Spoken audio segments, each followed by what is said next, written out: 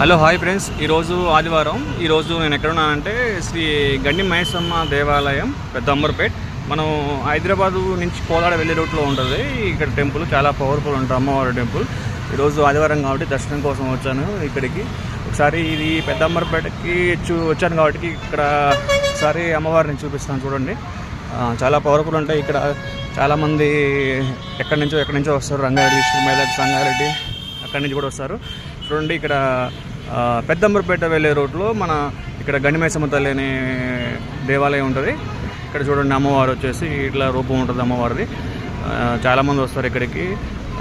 చూడండి ఒకసారి ఈ టెంపుల్ రోడ్డు మీదనే ఉంటుందండి, బైపాస్ కానుకునే ఉంటుంది. చూడండి, ఇది బైపాస్ వచ్చేసి ఇది మనం కోదాడ వెళ్ళే రూట్. ఇది హైదరాబాద్ నుంచి ఇటు మనం కోదాడ వెళ్ళే రూట్. ఇది ఈ కోదాడ వెళ్ళే రూట్లో బైపాస్ పక్కన ఆనుకొని ఉంటుంది టెంపుల్. ఇది దాదాపు ఇది ఒక 100 సంవత్సరాల నుంచి ఉందంట ఈ టెంపుల్. ఇక్కడ చూడండి ఒకసారి, ఈ టెంపుల్ వచ్చేసి ఇలా ఉంటుంది. లోపల ఎంట్రీ ఇక్కడ చూడండి, పెద్ద అంబర్పేట ఏరియా ఇది.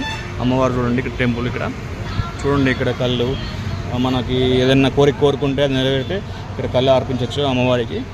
ఇంకా చూడండి, ఈ టెంపుల్ వచ్చేసి ఇలా ఉంటుంది లోపల. ఇదంతా చూడండి, భక్తులు వచ్చినప్పుడు ఎవరైనా తీసుకోవడానికి, బైక్ కట్టుకోవడానికి, నరదిష్టున్నా ఏదున్నా కానీ అది తీసుకొని బైక్ కట్టుకుంటే మంచి జరుగుద్ది.